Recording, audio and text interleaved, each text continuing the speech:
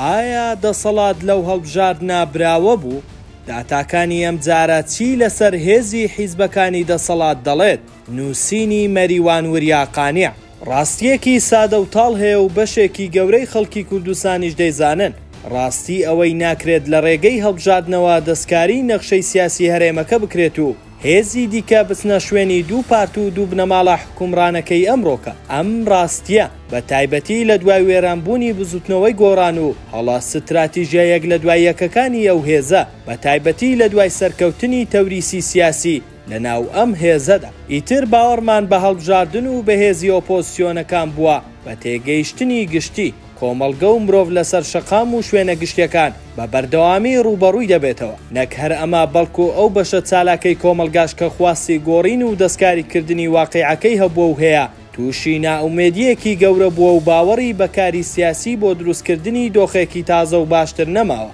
زۆرینەیان پشتی تەواوەتیان کردوتە هەر هەوڵدانێک بۆ پیادەکردنی گۆڕانکاری لە ڕێگەی سندوقەکانی دەنگدانەوە. ژمارەکان نیشانی ئەدەن کە 45% نزیکەی نیوەی ژمارەی خەڵک هەر لە سەرەتاوە بەشداری هەڵبژاردنەکانیان نەکردووە. ئەم ڕێژەی 45% ژمارەی ئەو کەسانن کە مافی دەنگدانیان هەیە، بەڵام ئەزیەتی ئەوەیان نەکێشاوە بچن کارتی بایۆمەترەکەیان وەربگرنەوە. بەپێی داتاکانی کۆمیسیۆنی هەڵبژاردنەکانی عێراق، ئەوانەی لە هەرێمی کوردستاندا مافی دەنگدانیان هەبووە 3,798,306 کەس بوون، بەڵام ئەوانەی بایۆمەتریان کردووە و کارتی دەنگدانیان وەرگرتوتەوە تەنها 2,897,578 کەس بوو. لەم ژمارەیەش تەنها 2,087,972 بەکردەوە دەنگیان داوە، واتە هەر لە سەرەتا و بەر لە دەستپێکی دەنگدان زیاد لە 1,750,000 کەس ئامادە نەبوون بەشداری دەنگدانەکە بکەن. ئەمەش دەکاتە 45% کۆی دەنگدەران لە هەرێمدا. ئەو 55% کە بەشداری دەنگدانیان کردووە زیاد لە 10% دەنگەکانیان یان خۆیان سووتاندویانە و پوچەڵیان کردوتەوە یان دەنگەکانیان بە قازانجی دوو هێزە حکومڕانیەکە پوچەڵ کراونەتەوە. ئەگەر ئەم 10% لەگەڵ ئەو 45% کۆ بکەینەوە کە کارتی دەنگدانیان وەرنەگرتوتەوە، بە ئاسانی بەو ئەنجامە گەین کە 55% خەڵک ئامادە نەبوون دەنگ بە پارتی و یەکێتی بدەن. لەو 45% کە دەنگیان داوە، پارتی و یەکێتی بەسەریەکەوە 62 کورسیان هێناوە. 38 کورسی تریان چووە بۆ هێزەکانی دەرەوەی ئەم دوو هێزە کە دەکاتە 38% دەنگەکانی ئەو 45% کە لە هەڵبژاردننی ئەم جارە دەنگیان داوە. کۆی دەنگدەرانی پارتی و یەکێتی بەرامبەر بە کۆی ئەوانەی لە هەرێمدا مافی دەنگدانیان هەیە دەکاتە نزیکەی 28% کۆی دەنگدەران. بە مانایەکی دیکە پارتی و یەکێتی بەیەکەوە تەنها 28% کۆی دەنگدەرانی هەرێمەکەیان لەگەڵدایە. لەو 28% پارتی نزیکەی 18% و یەکێتی نزیکەی 10% بەرکەوتووە. ئەم دوو ڕێژێژ نەک تەنها ڕێژەیەکی کەمن، بەڵکو لە زۆر ڕۆوە ژمارەی ئەو کەسانە تێناپەڕێنێت کە لە حکومڕانی ئەم دوو هێزە لە هەرێمەکەدا سوودمەند بوون. ئەمە جگە لە ئەگەری تەزویر و ترساندن و ناچارکردنی خەڵک بە دەنگدان بەو دوانە.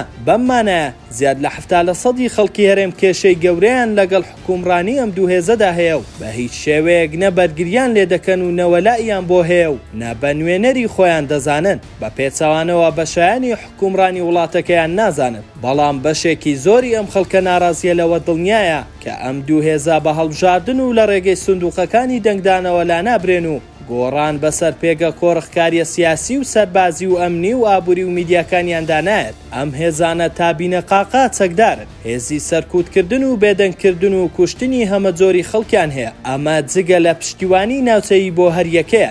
سەرڕای ئەم ڕاستیە سادانە کە لەسەرەوە نیشانماندا هێشتا گوتارێک هەیە پێیان وایە خەڵک هەواداری ڕاستەقینەی ئەو دوو بنەماڵەیە سیاسیە و ئەو دوو پارتن کە ئەو دوو بنەماڵەیە بەڕێوەیە دەبن. زۆرینەی ئەمانە ئاکادیمی و خوێندەوار و فەیلسوف و ڕۆشنبیرن. پێشیان وایە جگە لە خۆیان خەڵک هەمووی نەزان و گەمژە و گەلحۆ و خۆڵپەرست و شەخصپەرستن. خەڵکی هەرێمەکە هەردوو بنەماڵەکە و پارتە سیاسیەکەیان وەک فریاد ڕست دەبین و بەبێ ئەوان ناتوانن و نازانن چۆن بژین. باز لەوە دەکەن ئەو میلەتە لەوە باشتری قبول و قابل نییە. بەرگری لەوە دەکەن کە ئەسڵەن میلەتەکە ناوێت سیستەمەکە بگۆڕێت و لەوە گەمژەترن بزانن حکومڕانی بەرپرسیار و باش و دادپەروەرچیە و کامەیە. نەتوانینی گۆڕینی سیستەمی حکومڕانیەکەش لە ڕێگەی هەڵبژاردنەوە کەمتر بە چۆنیەتی داڕشتن و تەزویرکردنی سیستەمی هەڵبژاردنەکە و زیاتر بەبێ مێشکی و گەمژەی و مێگەلبوونی میلەتەکەوە گرێ ئەدەن. پێ لەسەر ئەوە دادەگرن یەکێتی و پارتی دوو هێزن پڕن بە باڵای ئەم میلەتە و خەڵک لەمە باشتریان ناوێت و لەمەش باشتر ناناسن و لەمەش باشتریان قابل نییە. ئەم گوتارە بە چەندان شێوازی جیاواز و لە چەندان دەمی جیاوازەوە دێتە دەرە و کار دەکات تا ئەو شوێنەش دەڕوادوێنەیەکی تەواو هەڵەمان لەسەر کۆمەڵگە و ناڕەزایەتیە سیاسیەکان پێ ببەخشێت. بە بۆچوونی من ئەوەی وای کرد ژمارەی دەنگدەرانی ئەمجارە بە بەراورد بە هەڵبژاردننی پێش و شتێک زیاتر بێت. پەیوەندی بەوە هەیە کە هەڵبژاردننی ئەمجارە پرۆپاگەندەیەکی گەورەی بۆ کرا کە گوایە هەڵبژاردنێکی تەواو جیاواز دەبێت لەوانەی پێشووتر. باز لەوە کرا هەڵبژاردنەکە بە سیستەمی فرەبازنەی ئەنجام دەدرێت کە هەم دادپەروەری زیاتری تێدایە و هەم ئەگەری تەزویرکردنی کەمە. دەنگدان ئەلکترۆنی دەبێت و لە دەنگدانی ئەلکترۆنیشدا ئەگەری تەزویرکردن تەواو کەم دەبێتەوە. لیستەکانی دەنگدانیش پاک کراونەتەوە لە کەسیانی زیادە و ناوچەندبارە و مردوو. ئەمە جگە لە دەستکاریکردنی ژمارەی کورسی کۆتاکان و کەمکردنەوەیان کە بەکردەوە زۆرینەی ئەو کورسیانەی کۆتاکان بۆ پارتی دەچون. هەموو ئەمانە دەشێت ڕۆڵیان لەوەدا ببینێت کە گومانی بەشێکی کەمیان لە خەڵک ڕەواندبێتەوە. بەڵام لەو ڕاستیان نەگۆڕیوە کە ئەم هەڵبژاردنە نیشانیدا کە پارتی کەمتر لە 20% و یەکێتی لە دەوروبەری 10% خەڵکی کوردستانیان لەگەڵدایە. ئەمە ئەگەر تەزویر لەو ژمارانەشدا نەکرابێت. بە کورتەکەی هەڵبژاردننی ئەم جارە وەک جارەکانی پێشووتریش نیشانی داین کە یەکێتی و پارتی کەمینەیەکی زۆر کەمی کۆمەلگایان لەگەڵە کە بە هەردووکیان شتێک لە سەروی چواریەکی کۆمەلگاون. بەڵام هەم یەکێتی و هەم پارتی خۆیان و هەم گوتارێک کە بڕێک لە ڕۆشنبیران برەوی پێدەن ناهێڵن ئەم ڕاستیە سادەیە ببینن. ناهێڵن ببینین کە کەمینەیەکی ئەم کۆمەلگایە لە دەوری ئەو هێزە حکومڕانانە کۆبوونەتەوە. لە هەندێک دۆخدا بڕێک لەو فەیلە سوفەرەخنەگرانە خۆیان بەشێکن لەو کەمینەوە لا دراوە بۆ ئەو هێزە یان لایەنی کەم بۆ یەکێکیان.